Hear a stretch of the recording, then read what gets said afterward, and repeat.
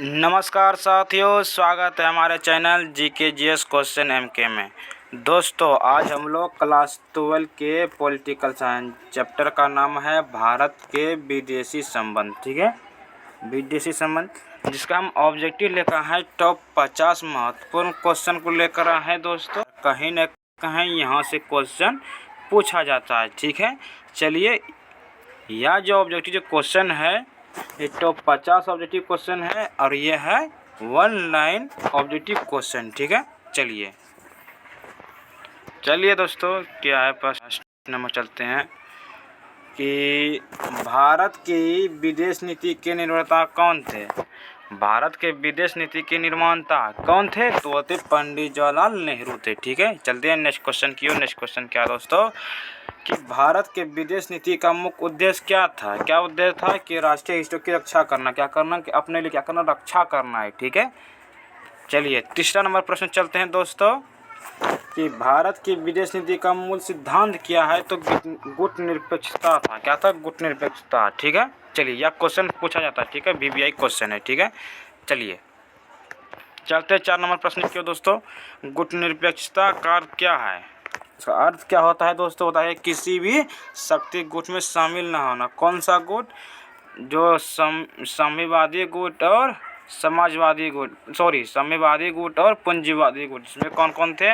एक थे अमेरिका, एक थे सोवियत संघ। ठीक है, चलिए, क्या था इसका? तो किसी भी शक्ति गुट में क्या करना है? शामिल नहीं होना है। ठीक है, किसी भी शक्तिशाली गुट में शामिल नहीं होना है। ठीक है, चलिए चलते हैं 5 नंबर प्रश्न की ओर दोस्तों। ठीक है, गुट निरपेक्ष आंदोलन जिसको NAM की स्थापना कब हुई थी? वो हुई थी 1961 में। कब? 1961 में। ठीक है, चलिए 6 नंबर प्रश्न को चलते हैं कि गुट निरपेक्ष आंदोलन का पहला सम्मेलन कहाँ हुआ था? ऐसा सम्मेलन पहला कहाँ हुआ था? ये हुआ था बेलग्रेड की राजधानी कहाँ थी? यूगोस्लाविया में। ठीक है, कब? 1961 में। ठीक है, 1961 में। ठीक है, चलिए कि भारत के साथ NA के संस्थापक सदस्य कौन थे? तो मिस्र थे, यूगोस्लाविया थे, इंडोनेशिया थे, घाना थे। ठीक है, चलिए नेक्स्ट क्वेश्चन की ओर चलते हैं 8वें नंबर प्रश्न की ओर दोस्तों। चलिए 8 नंबर प्रश्न क्या दोस्तों? भारत और चीन के बीच हिंदी चीनी भाई भाई का नारा कब दिया गया था? जब भारत और चीन के बीच हिंदी और चीनी भाई भाई का नारा कब दिया गया था? 1954 में। 1954 में कौन सा समझौता हुआ था? पंचशील समझौता। ठीक है, उसी समय ये हुआ था हिंदी चीनी भाई भाई। चलिए, भारत और चीन के बीच युद्ध कब हुआ था दोस्तों? ये जो भारत और चीन का युद्ध कब हुआ था? युद्ध, ठीक है, हुआ था 1962 में। ठीक है, इसी युद्ध में ना हम लोग हार गए थे। ठीक है, चलिए चलते हैं नेक्स्ट क्वेश्चन की ओर।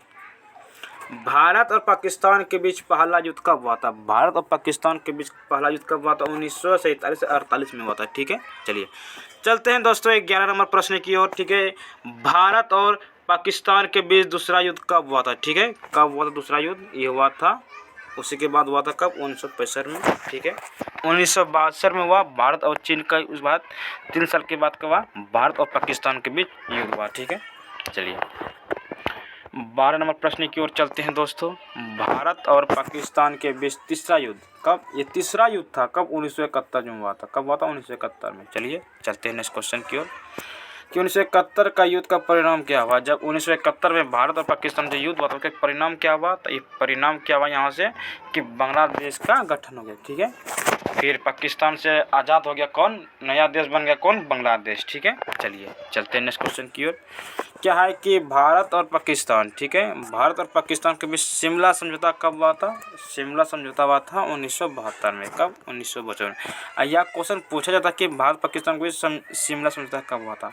यह पूछा जाता है कि शिमला समझौता कब हुआ था, किन के बीच हुआ था? भारत और पाकिस्तान के बीच। कब? 1972 में। ठीक है, चलते हैं नेक्स्ट क्वेश्चन की ओर। नेक्स्ट क्वेश्चन है 15 नंबर। शिमला समझौता किन नेताओं के बीच हुआ था? किन नेताओं के बीच हुआ था? इंदिरा गांधी और जुल्फिकार अली भुट्टो के बीच। ठीक है, जुल्फिकार अली भुट्टो के बीच हुआ था कौन सा समझौता? शिमला समझौता। कब? 1972 में।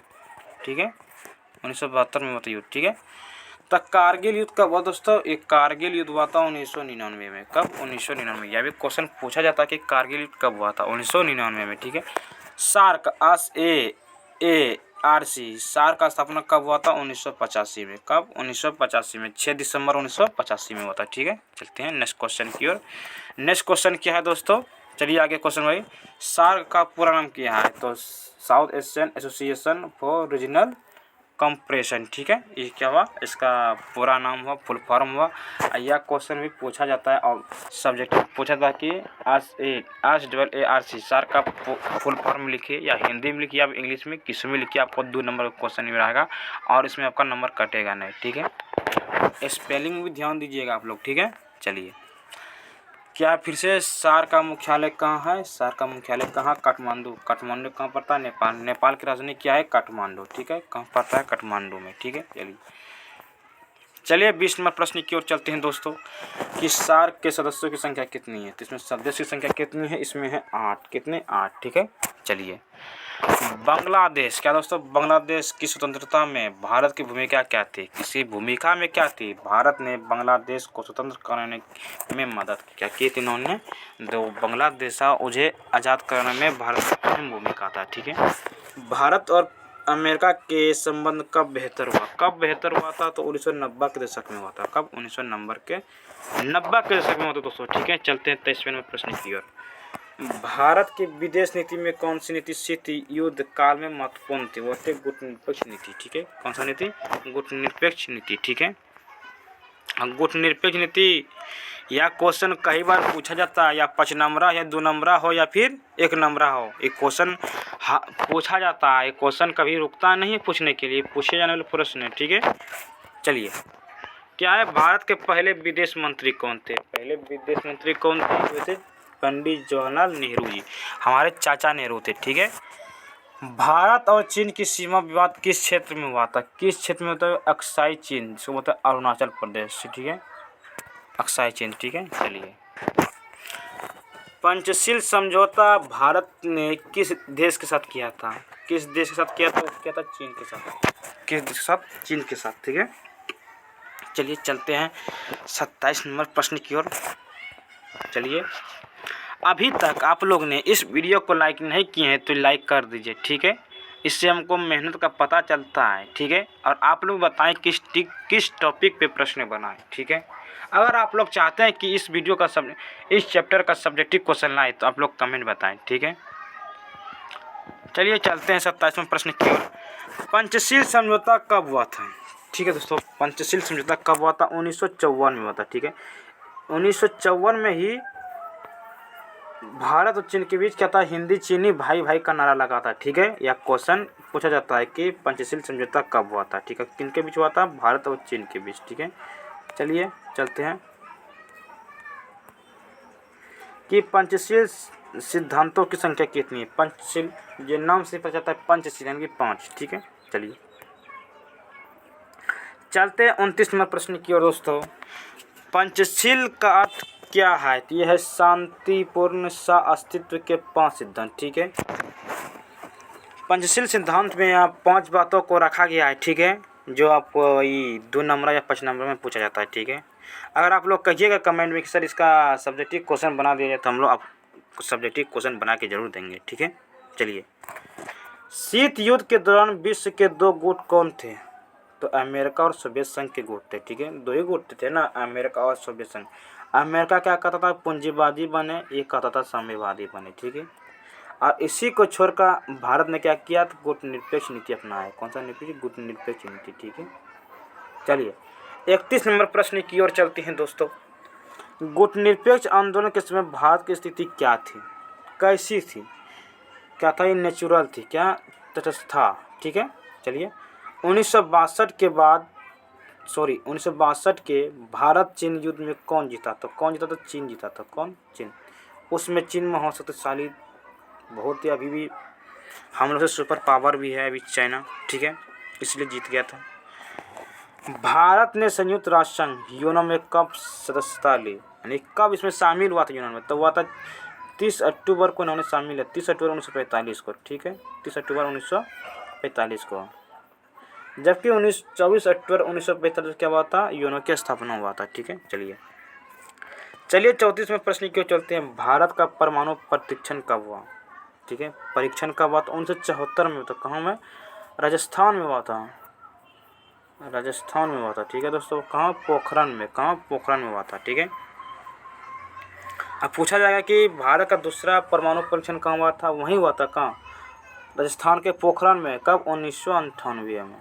ठीक है, 1998 में। चलिए, 1974 के परमाणु परीक्षण का नाम क्या था? ये था स्माइलिंग बुद्धा। ठीक है, स्माइलिंग बुद्धा। ठीक है। चलिए, यह तो क्वेश्चन नहीं पूछा था, लेकिन वेरी वेरी इंपॉर्टेंट क्वेश्चन है। भारत के किस देश की आज़ादी में अग्रणी रहा? भारत किस देश की आज़ादी में अग्रणी रहा? तो बांग्लादेश था। भारत ने ही पाकिस्तान से युद्ध कर बांग्लादेश को आज़ाद किया था। ठीक है। चलिए, सार्क का उद्देश्य क्या है? किसका था? कि दक्षिण एशिया में क्षेत्रीय सहयोग और विकास करना। सार्क जो 8 देशों का समूह है, ये लोग चाहते थे कि हम लोग एक संगठन बना के हम अपने में विकास करें, मदद करें। ठीक है। चलिए, अपने व्यापार करें। ठीक है। चलते हैं 39वें प्रश्न की ओर दोस्तों। ठीक है। भारत की विदेश नीति का मुख्य आधार क्या है? आधार क्या था? ये शांतिपूर्ण अस्तित्व था कि हम अपने।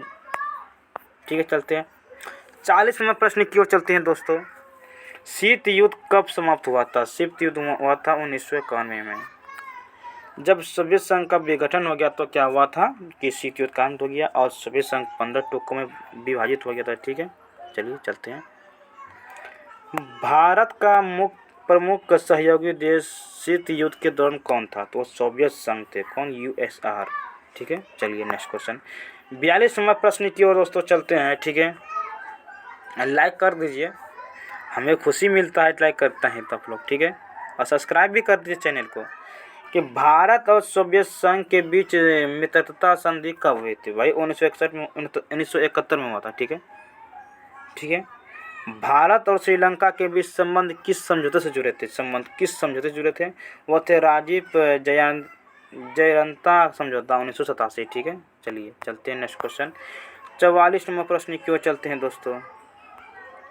सार्क के पहले शिखर सम्मेलन में कितने देश शामिल थे? भाई 7 देश शामिल थे पहले शिखर सम्मेलन में। ठीक है।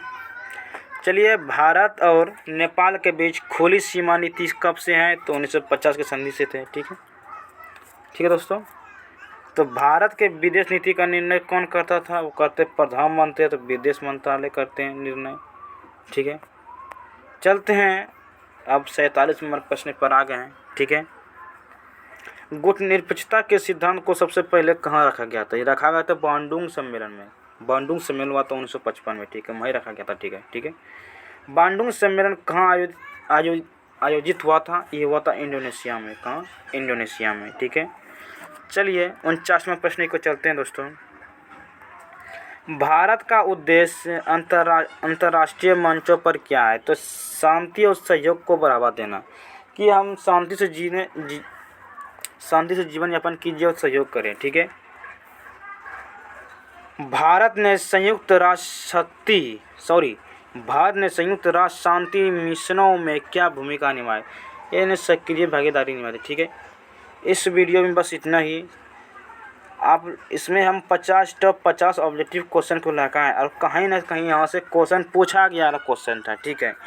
ये भी इसमें से एक भी क्वेश्चन ऐसा ना तो जो पूछा नहीं गया है। ठीक है, पूछा गया है। ठीक है।